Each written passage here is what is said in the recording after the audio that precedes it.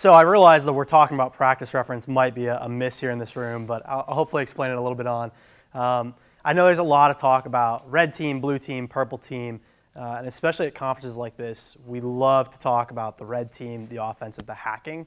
I'd say I'm definitely biased, and I love the blue team aspect of things. And so while, yes, it's really important to have a very skilled red team, I think what's often missed is that we do a lot of those engagements for fun and not necessarily to do our business sometimes. What we really need to start thinking about is how do we get into that business mindset? How do we start applying the results of those tests, not just for, hey, look what I can do, but also how can I defend my business? Because at the end of the day, we're collecting paychecks for a reason, and if we can't defend our business, if we can't justify our existence, we're not going to be around for much longer. So,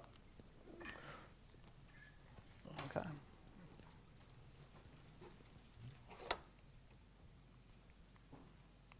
Okay, it doesn't work at distance. So I obviously had a little bit of the intro, but just to go a little bit deeper into myself, my background, maybe hopefully inspire some just career advice in general. When I started in college, I was actually accepted as a mechanical engineering student. I had zero cyber background, none. I was fortunate though to get a lot of hands-on experience. So when everyone talks about home labs, getting their hands on, getting dirty, like I cannot stress that enough. Like if you don't know something, go figure it out. Don't let someone teach it to you, go figure it out. And so, I was really fortunate to go through that, have a great education. And not only that, but during that program, they forced us to do internships. They forced us to get out there, work full-time for organizations where I worked in energy and I worked in academia, and I realized complete two ends of the spectrums for employment, right? Energy, red tape, bureaucratic, couldn't get anything done. Academia, Wild West. If we were doing vuln management, we could run exploits, take down servers at other colleges, and then basically extort them to go patch and do things like that. So ultimately, when I graduated, I landed with a ReliaQuest and found out that, hey, there's a perfect blend of doing a little bit of the fun, little Wild West, but also working in more corporate where you have a purpose and a goal and a mission. And so over the years, I've probably held as many different roles as I have years at the company. I started off as an analyst, went through security engineering, doing patching, upgrades of SIM, ultimately found kind of a love for the threat detection engineering piece, a little bit of threat intel, detection research, stuff like that, which led me to kind of saying, hey, as I grew up through leadership, how are we going to do that for hundreds of organizations? As you guys have probably seen in other talks, detection engineering is tough. It is tougher when you're trying to do it for hundreds of organizations across every industry, across every size. And so we realized, hey, we need something a little bit more scalable. We can't do this manually with humans. We need to build what we call now as detection as code into our technology, into our process so that we can scale and ultimately get better for our customers. So where does that leave me today? I'm a big fan of the blue team aspect. Don't get me wrong, red team has its purpose, but I'm a leader and advocate of all things blue team. How can we get better? How can we document? How can we improve our detection, our containment response capabilities? And more importantly, how do we shift left and start preventing some of this activity?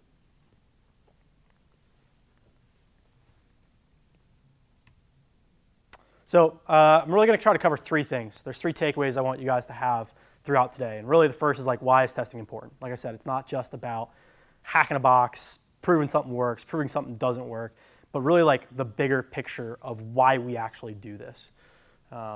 Second, I want to talk about really what you guys should do if you're on the blue team side, how you should approach these red team engagements, what you should be asking for, what you should be looking for, what you yourself should be doing. And lastly, I think stories and trends are important, so I'll try to weave as many of those throughout the presentation as I can.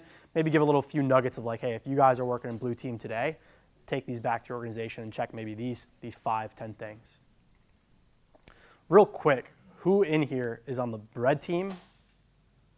We got one. Who here is on the blue team? Love that. All right. For the blue team folks, all currently employed or students? Employed, okay. And what industries? Just shout out some industries you guys work in. Finance. Education, academia. What? Finance. Where do you guys work? What industry? Network engineers. Okay, network engineers. Aviation. Love it. So you guys will see a lot of those differences, and hopefully I'll tailor some of it to those different organization sizes. All right, so where did the name of the talk come from? Who here knows who Allen Iverson is? All right, we got a few. For those that don't know, Allen Iverson is probably regarded as one of the better basketball players of all time. I think he's a Hall of Famer, if not already. But he was once captured in a press conference, came off a bad game. Reporters were asking him about missing some practices, not showing up to the team events, really just underperforming. He had just come off his best year ever prior to that. He had a scoring title. The team he played for, the Philadelphia 76ers, basically made a championship run. They were a legendary team, and to see it go from a stark contrast of being one of the best to having poor performance and missing the playoffs and doing horrible was a shocker. And so they started asking him, do you think if you had shown up to practice, you would have had a different outcome? And he went on this pretty legendary rant for about 2 minutes. He's like, we're not talking about a game, we're talking about practice. Like, why is a practice important? We're talking about practice. And I think he ended up saying practice like 24, 25 times in like a 1 or 2 minute period. And I think the whole point is like practice is important. For anyone who's ever been in a team sport, you can't just show up to the game. You can't just show up to the incident. Practice is important. It's how you gel as a team. It's how you operate. And ultimately, like, I think a lot of that you could contribute to his bad season. Yes, we are talking about practice. Practice is very important.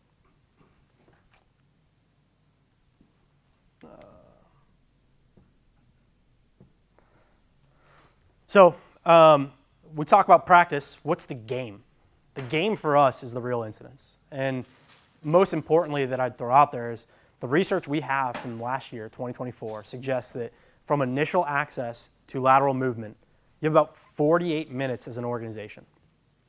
It's incredibly fast. It's also ironically how many minutes are in a basketball game. I just found that out yesterday. So it actually plays in pretty well. But I swear to God, that number is real. That is the average time you have to respond. And by the time they are moved within the organization, if you're starting at minute 48, you're going to have an incredibly tough time responding. And so why we think this is really important is like you got to be prepared to operate under those criteria. Got to be really important. So we know it's important. We got to act. How do we now emulate some of that to see if we can withstand that 48-minute time period? I think when we're thinking about these engagements, and a lot of different people have talked about this today, it's really important to like judge what style and what you're testing in the environment. Where do you think you have gaps? What scope? How deep do you want to go? Things like that. And I think it's important because like these things cost money. If you're on the blue team side, no one's just generously giving you a red team report, a purple team report, or a pen test. And so all these things, you got to figure out how much are you willing to pay to get a certain benefit. And that's kind of like the ugly truth of the business side of it is like, it's not just all fun and rainbows. You can't bring a team in for a month to do full testing all the time.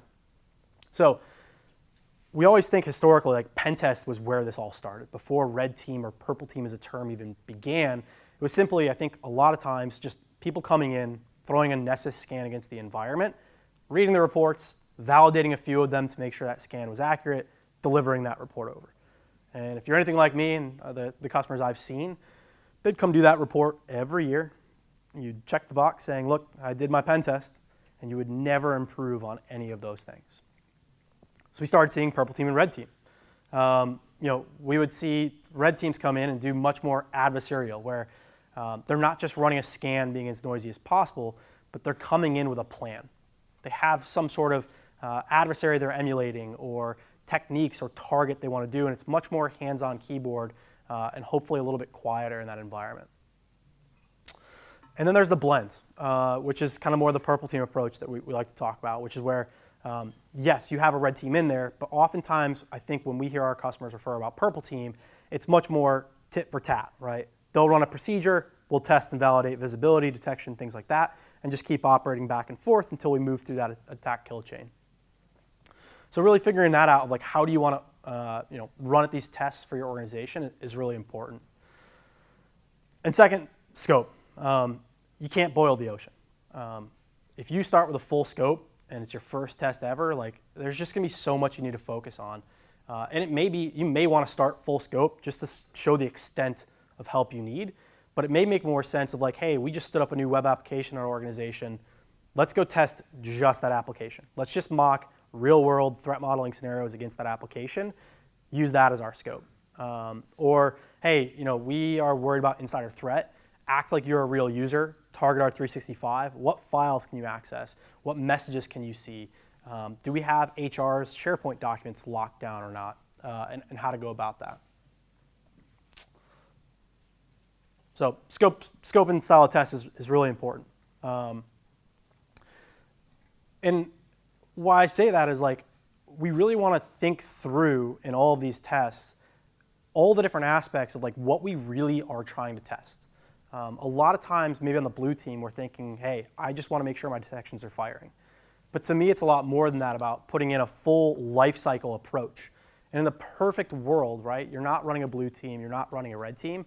This is probably like what a lot of your days look like, is starting top down or left right, focusing on, hey, what security controls can I put in place, right? To me, that's really important. If you don't have to detect and respond to it, and you can just prevent it out of the gate, great.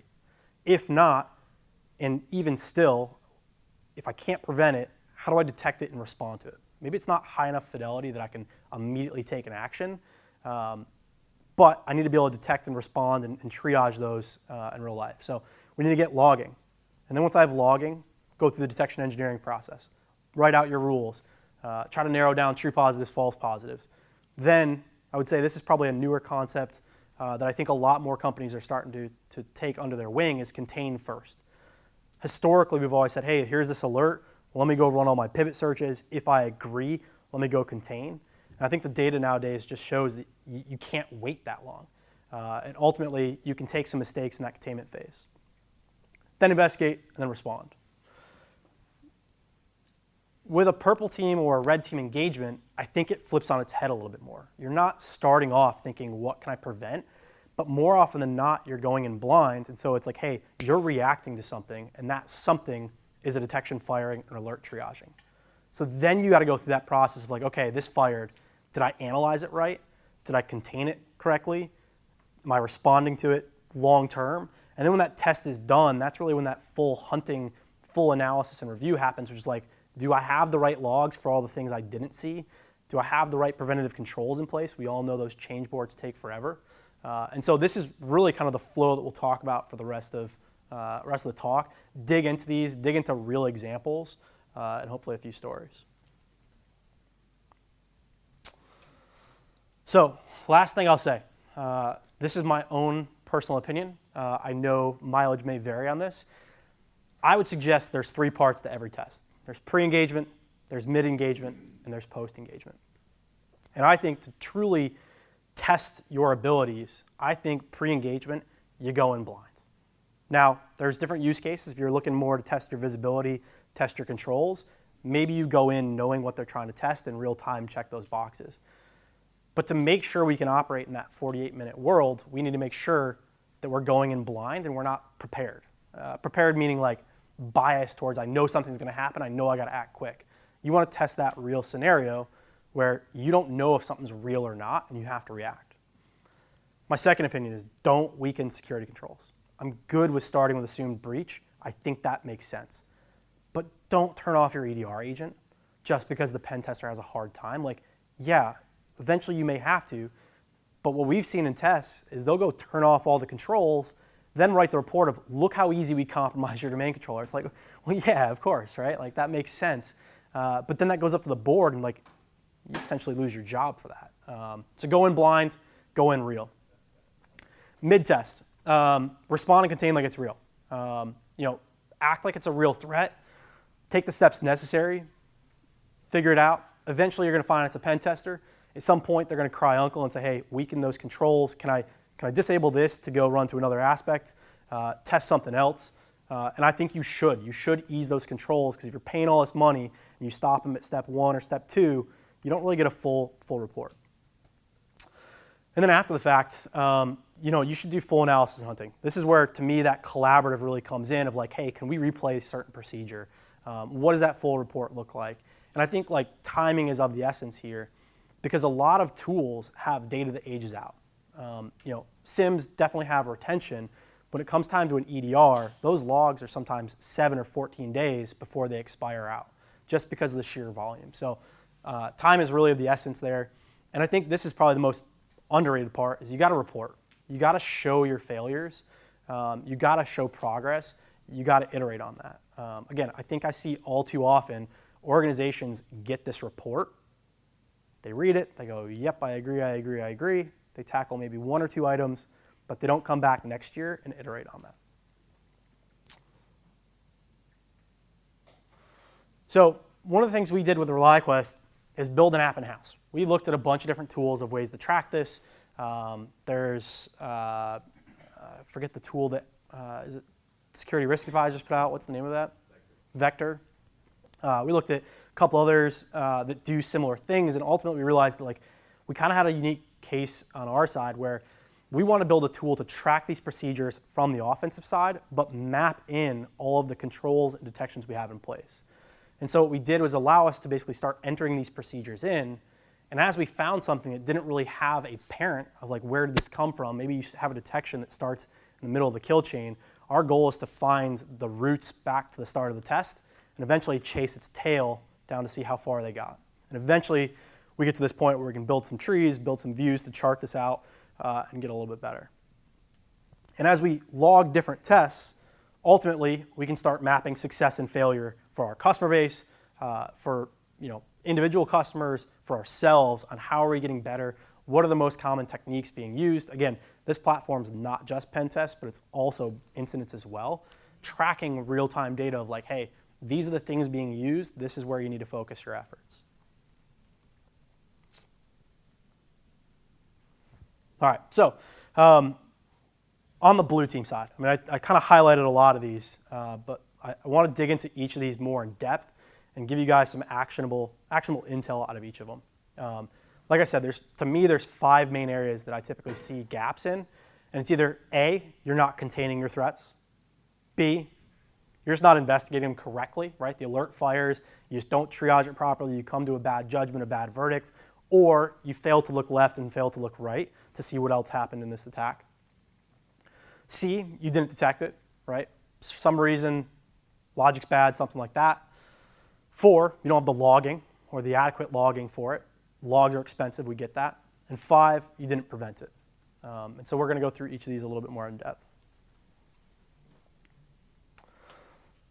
Who here, I know a lot of you guys say you work on the blue team, who here believes they have the full capability as a SOC analyst to take action and contain? They don't have to reach out to their help desk. Is there anyone that can take action and reset a user's password in this room?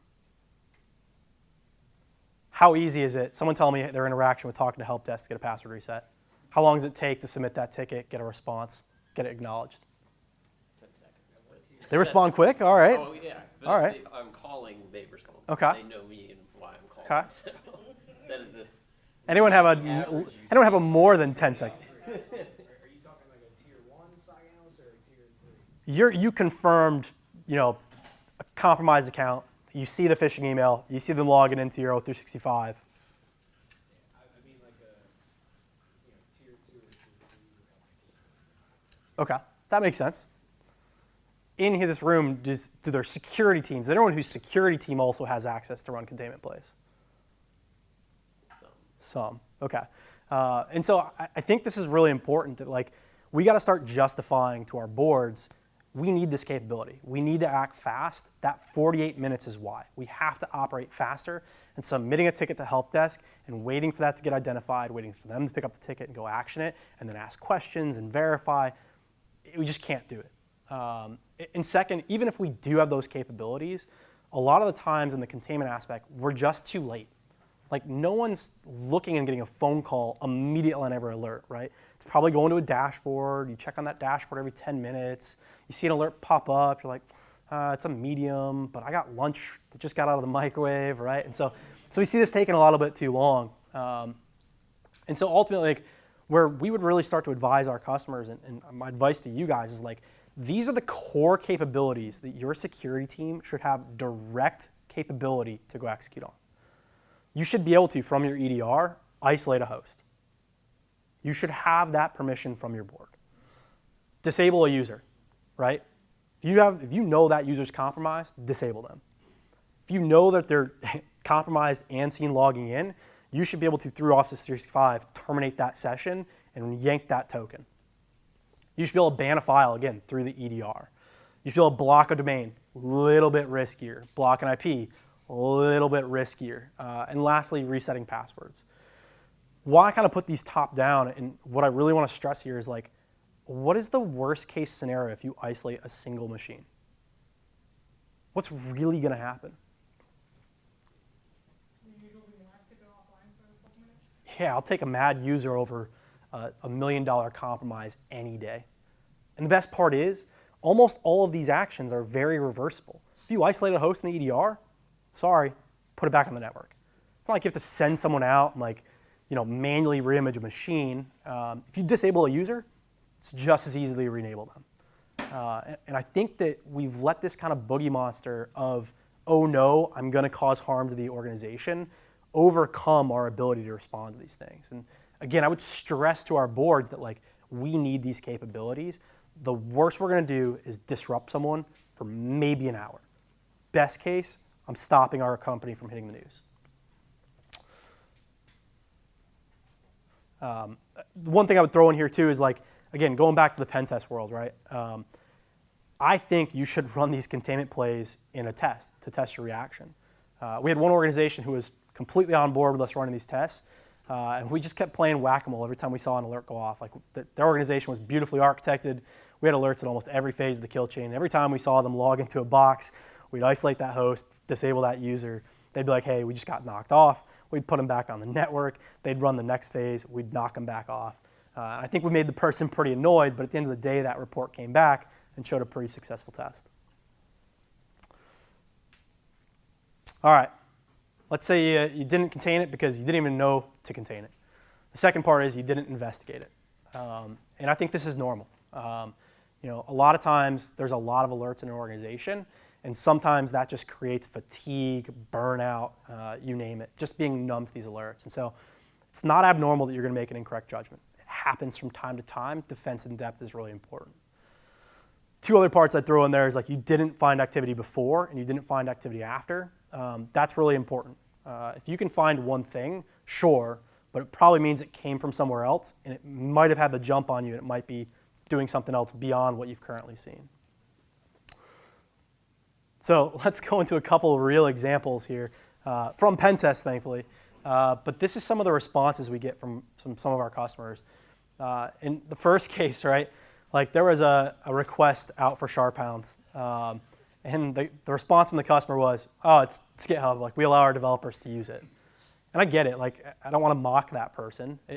They maybe made a quick judgment. They maybe had 100 other things on their plate. But those are real scenarios that we got to be watching out for. And second, very similar, I heard the previous speaker talk about print nightmare. We saw a bunch of Kerberos requests for a print user. Not that they were using that exploit, but they were basically using Impacket to get a ticket to where they could use that to pivot through the rest of the network. And it was on a print server. It was a print username. Made complete sense that that username is associated with that thing. I just don't think they understood the detection. I don't think they understood what they were being told from that alert. And so they didn't understand the impact. So hey, this is legitimate activity, and it ended up going on. And in both cases, if they had taken a quick breather, took a quick second to say, hey, what happened before they downloaded SharpHound, what happened after, you would see in this case that in the SharpHound example, the login, the host name was Callie. So they're coming from a pen test box. And immediately after they did it, you see tons of network traffic out to the domain controllers to do enumeration.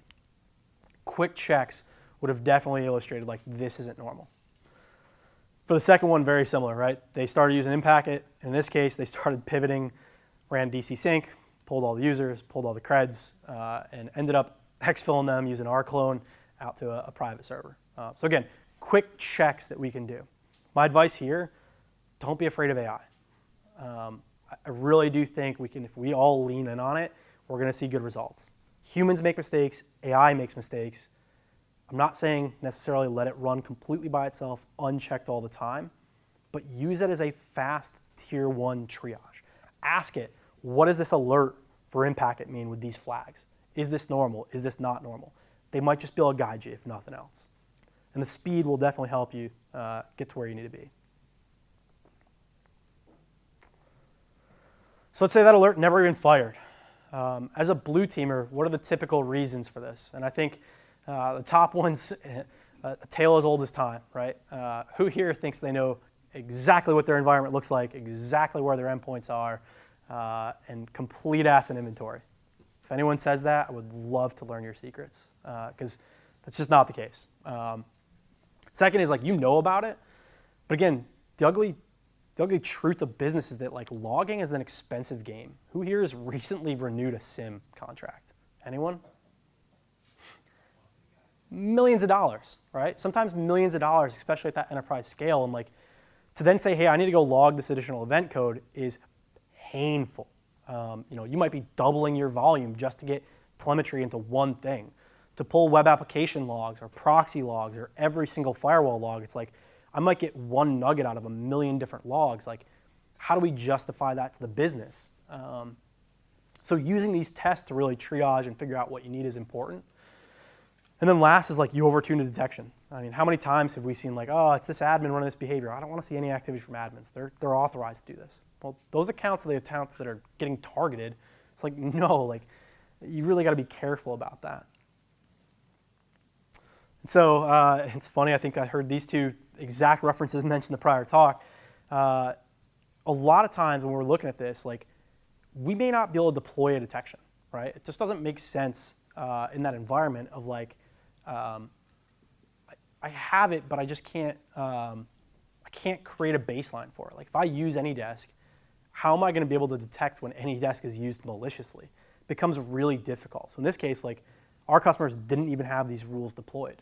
In the second case, if you start looking at it, this is a good example of, like, overtuning. How many people here look at all blocked alerts from their EDR, all activity that was blocked? I'd assume most of you, like many of our customers, say, my tool did its job. But where I'd raise that concern is if you're seeing Sliver, which is a C2 framework on an endpoint, it didn't just magically appear.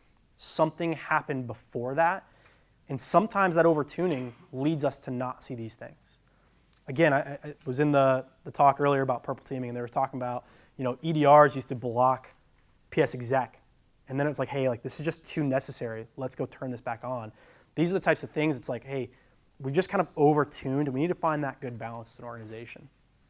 And so, again, leveraging, making sure you get detections in, making sure you're doing your baselining, is really important there.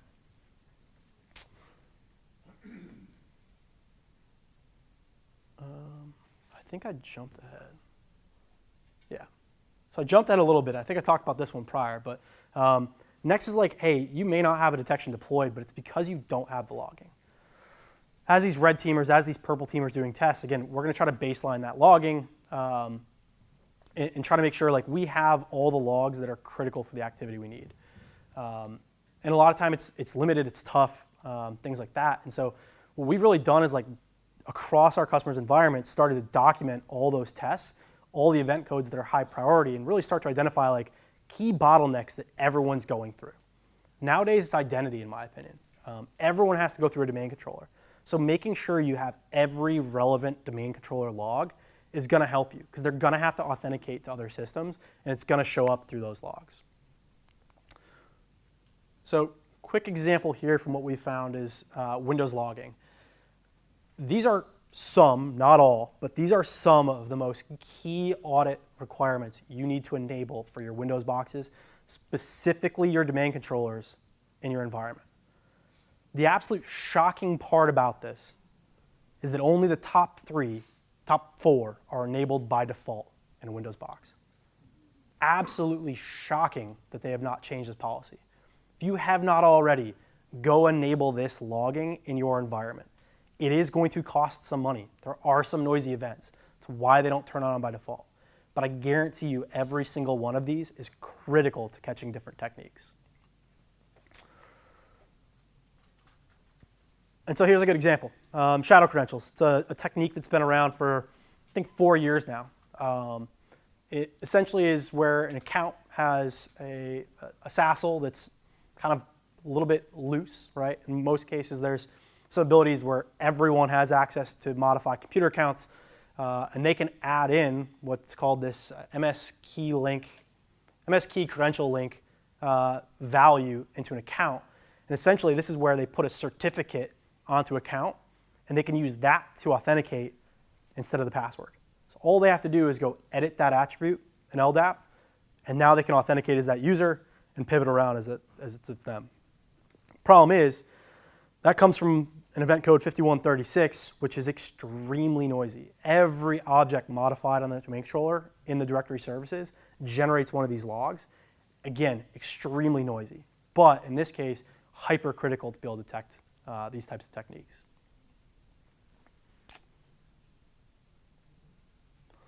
And last, I think this is probably the most controversial. You didn't prevent it. I think a lot of times as security folks, similar to containment, is like we just haven't had enough buy-in historically to turn on some of these policies.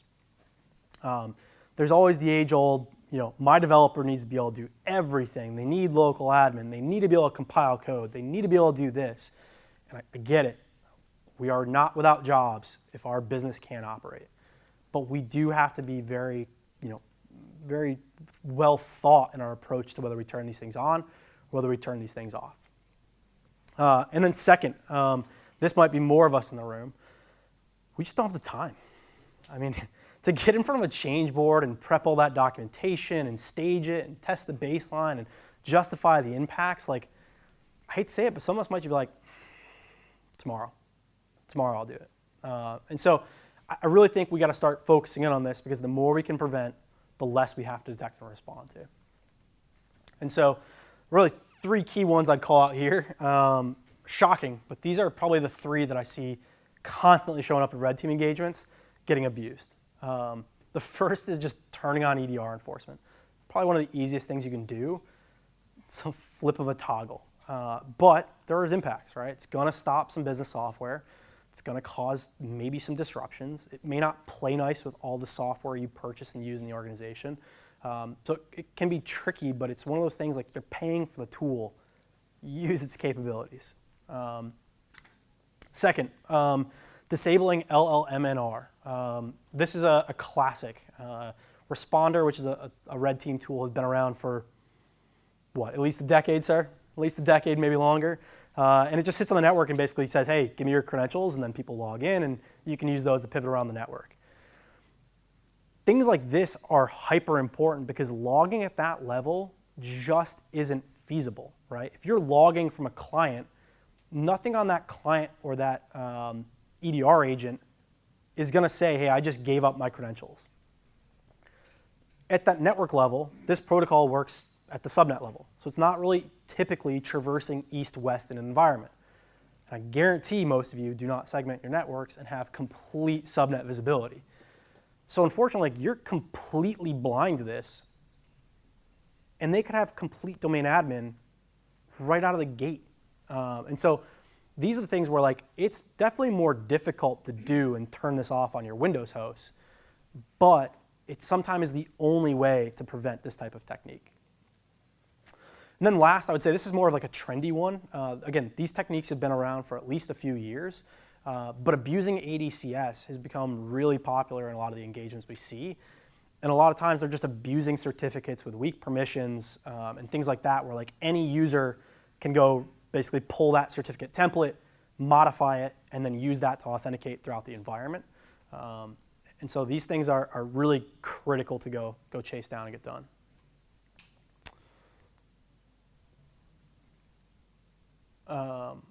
And so I guess in summary, right, red team engagements, purple team engagements are hypercritical. I think every single test that everyone's ever done has at least a few critical findings on it. The biggest thing I would say is that, one, we have to measure and improve. If you get a test done once a year, you're not doing it enough. You should at least operate quarterly with these tests, testing different parts of the network and tracking progress. If you're fixing something, have them rerun it and retest it and revalidate that you put something in. And again, a lot of times if you need a change board for preventions or visibility or logging, and it requires another team to do it, you may not be able to get that done in these same tests. And lastly, again, if you're going the true red team approach and you're truly treating this like a practice for the game, operate with speed. Don't just sit back and say, well, they're testing. My environment's going to be dirty this week. I don't need to do anything. No, be an active participant. Contain, respond. Don't get cocky because they're going to beat you, but play it like it's real. And last, I'm a big proponent, and ReliaQuest is a big proponent of being a team sport. A lot of the stuff I've talked about today came from a lot of talented individuals, even a lot of individuals in this room. So even the whole idea for that custom application to track these things, we were doing them in Excel spreadsheets prior. The whole idea came from Harley Clem, one of our product managers, like, hey, like, wouldn't it be cool if, or could I use this tool? And we just started throwing around that idea and saying, like, hey, like, does it do X, Y, Z? If not, how can we modify it? Is that an open source tool? Could we tweak it? No, it was closed source. Let's just whip up a quick web app, quick database with it, and be able to track all this for our customers. Grayson Wagstaff, DevOps genius in general. I don't think he's here, but wildly intelligent guy, super helpful with getting all this done, standing it all up.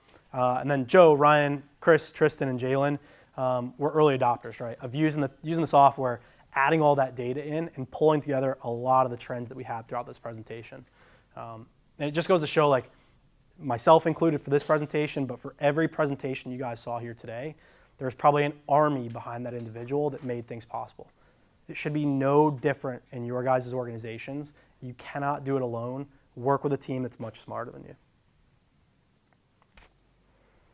So that said, I appreciate you guys coming in. Happy to field any questions or answer any trends from pentest we're seeing.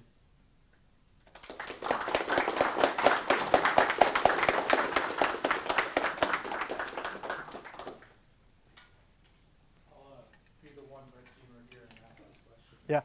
For you guys defending, if I come to you and I say, I did this action, I got this result, you didn't see it, I know you didn't see it. Yeah. What are you looking for in terms of collaboration? Like, what should I be providing to you guys that will make your life easier and get you to fix that issue immediately? Yeah. I think pain and suffering is the best way to grow, unfortunately. And so I'd say as little as possible to start, and then just incrementally give us more. So, hey, I ran this technique. Okay. As a defender, I should know what to look for in that technique. Give me an example. We dealt with ADCS earlier this year. Hey, do you see anything requesting any sort of templates, certificates, things like that in your organization? Do you see any authentications with certificates? Are you guys not a certificate shop? And as a blue teamer, they should know that. Now, the problem is they probably don't have the logging there for it. A lot of times, then it's, okay, well, do you see anything from this IP address doing things against the domain controller? And they may not have that event code in particular, but they may see other activities that also come along with default tool settings and things like that that can lead them down that rabbit hole. Eventually, you may say, hey, I'm running this, and I guess just for a personal question, like, are you on the blue team, are you tracking those event codes, or are you much more, I can do this, I just don't know necessarily the defense side of it? Oh, no, I'm an attacker. Okay, yeah. So, like, sometimes you guys may not know the event codes to look for, which can be difficult. And in those cases, like, I hate to say it, AI, ask a question. Hey, I just ran this attack. Are there event logs? Get an idea there to go turn on some switches. Again, if you're completely in the dark and you're getting smoked on these tests, like, it is actually a really good resource. And at least if it's not entirely accurate, it's going to put you down the right path. But I'd say ease it out. Make them earn it a little bit, because I think anyone who earns that success, earns that containment, it's going to stick with them a lot more versus if you just hand them the advice. Appreciate the question. Start here. You mentioned the difficulties around logging for things that are very noisy. Yeah. Potentially, like, could give you something very important, like if someone actually did something.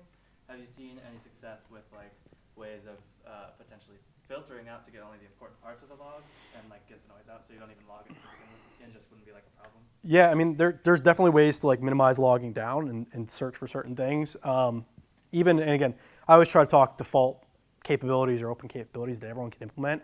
There's definitely commercial abilities like a Cribble, an Edge Delta, a data band, those data pipeline and like logging collection layers. But even down to the Windows level, like you can specify with Windows Event Forwarding, Windows Event Collection, like certain criteria in each event code to say, hey, I only want this event code where I see this capability. And it's almost like a pre-filtering for a detection versus putting everything to a SIM and handling it that way. Then I'll come back there. Is it better to use external red teams, or is it possible for a blue team to serve that purpose and kind of test themselves, or is it best to keep it separate? So I think there's benefits of both, right? Internal blue team, again, you're aware of it. So like testing, containment, and investigation there, you're not going to see as much benefit. But I do think there's like, you can do that much cheaper and still test visibility and prevention. Where I think external comes in is like, I want to be blind. I don't want to know what they're going to do, how they're going to go about it. Like, I want to get an alert and then have to work back and put together that entire attack path and really piece together that whole investigation. I think like when I first started at ReliQuest, we actually offered red team services. And what we found is like, customers don't want the watcher testing themselves. And so I think like, especially in organizations, like your board probably won't accept an internal red team report. And it's like a full audit. It's like, of course I'm going to say I did great. So a little bit of conflict of interest there. I think there's benefits in doing both approaches. Again, choose your style, choose what you need to solve for. Use your progression as you're mapping from prior tests, either internal or external, to be like, where am I still weak? What style do I have to go for? What part of my network do I still have to test? And keep progressing that way. Is there any like alerts that you see getting overlooked, even if it's a tier 3 like SOC analyst between like a tier 1? I might look to some of my team here. And what are they? Yeah, I would say. Living off the curb roasting land? a lot. I can't hear you. So like curb roasting type alerts, they're pretty common. Those are overlooked. A lot of bloodhound detections as well are overlooked commonly. In-packet detections, a lot of people we send to customers, they have no idea what it is or what it is, and they'll just close it and move on. But it can either be real impact, actual threat actor, or obviously a pentest. What's the difference between like a SOC analyst tier 1 making an overlooked mistake versus one of your top tier SOC analysts that they make a mistake? Do you have an example for me? Yeah, mostly it would come down to, I guess, the history of working the alerts. If you have the knowledge yourself and you're able to perform the tests on your own, like we go back and we'll do things in labs. If we don't know what logging it generates, we'll go back and do it in a lab. We'll see what it generates. We'll get familiar with it. We'll dig through the code of the tools and understand exactly the events they generate. And then that's the way that we kind of ingrain it in ourselves over time. But whereas a new SOC analyst may not have that experience or that knowledge and may not know where to look. And I would throw on top of his answer, right? Like the type of alerts are the living off the land. It's the AnyDesk, of course. Of course, it's normal. Of course, it's expected. Curb roast requests, of course, this person's authenticating. And they just don't understand like the smaller details of why those ticket options are different or something like that. And I think labs are definitely one way, right? Those that have practiced. But secondarily, I would say those with business context. Those that can say, hey, this is a software company, so yes, it makes sense they're compiling code, but HR shouldn't be doing that. And so a lot of times, like, I almost think overly technical individuals look at just the technical aspect of it, where like there's an individual at our company, came in, I think out of school, he was a lawyer. Like he went for law school. And he's probably one of the sharpest analysts we have just because like he understands the business, he understands the impacts. And so he's kind of like applying the technical knowledge he's learned and gained and is an expert at with that business context. So like, that's why I think the business knowledge part is so underrated in the security team because like you have to understand the financial costs of if I can do this or if I can't do this. The business cost of if I contain this, what might I disrupt, what might I not disrupt. An investigation like, is this normal, is this not? That was the toughest thing for me to learn on writing my reports. Like, is it really costly for this company? Yeah. Even though it took me, a week or 2 to make this report. That's just really how it comes down to it. Yep. Yeah, and I mean, again, a lot of times I see these red team reports, and they're overly ambitious. You should know every user script that's running the environment and baseline those. No, like, impossible. Like, I don't know what organizations they were pen testing for, but I guarantee you some of our customers, I guess I can name drop a few because they're on our website, but like Southwest Airlines has hundreds of thousands of employees. Like, yeah, we do our best to help them navigate some of that and hunt and like do that. Like, hey, this is normal. We can start to exclude this. This is bad. Let's go respond to that. But there's always going to be a gray area that's like shrinking and growing as you hunt and baseline for them. And I'd love to say a tool like a UBA is the solution. I just don't think it is. Statistical baselines just are near impossible to do, create, maintain. Especially in the healthcare world, you have nurses that are on shift, off shift, very weird hours, and it's like, yeah, of course this person's overnight. They got called in for emergency surgery, but I'm not going to go respond to that in a critical manner. And so, I just think there might be some of that perfect world that just doesn't exist in business. There's actually security issues with the healthcare field. It's, I think the initials spell FIRE, FIHR, and they were all API calls, pulling API calls to clear credentials for a doctor versus Yep. a nurse. And there's just so many. Shared workstations for nurses and who's logging in generic accounts and I'd love to say we could live in a perfect world. We just don't. And so I think we got to ground some of ourselves in reality with these tests of acknowledging gaps, countermeasuring them with defense in depth or prevention or containment. And that's the only way we can be as good as we are. Question. Yeah. Do you see in the future maybe isolating offline AI agents to just run some of these security? That's what I'm thinking too. Again, the worst case you do is knock a user offline who's not working anyways. And so, a lot of times it's as simple as that. I'd rather, beg for forgiveness than ask for permission to some degree. And I'd say you can use AI but still put some safeguards in place, right? I still think you could say, hey, I want to make sure I'm blocking this domain if it shows up as a phishing domain. And you can use kind of the AI to make the judgment of this email does meet the criteria of a phishing email, this domain, and then use just straight up automation to say does this domain have an SSL cert? Is it registered to Google? And then just say, nope, right? Or, hey, it's registered to Google, but it's a form, right? They're doing Google Forms or something like that. And so I think there's absolutely a place to do that. To me, it's the only way you will operate with that much speed is leveraging technology. You cannot have a human contained. They will not be faster than the adversary. Thank you. Yeah, of course. I know I'm pretty much at time. Any other last questions? Yeah, I had a question. You mentioned, some of the issues with alert fatigue. Yeah, where you talk about alerts that you Yeah. training and stuff like that. And also pushing with the using AI to do some more stuff. You see a push with MDE and those kind of tools where instead of doing individual alert basis, more an incident instead. Cluster of alerts. So, yes. I think in some cases, yes. In other cases, no. So the UBA and then there's RBA, which is risk-based, which is each thing adds score and then it creates an alert. I find it funny and maybe I'll trigger someone, but Splunk put out a RBA one-pager on here's how we do risk-based alerting. And their example was this user runs a sketchy PowerShell script. Then they create a local admin account. Then they do this. Then they do this. Then they logged into AWS. And then we alerted them each one of those, I'm isolating that host. I'm not waiting till they pop to my AWS. I'm way behind the game. So yes, I think there's some things that just by themselves aren't enough. But there's other things that are don't put everything into that bucket. So. Nice presentation.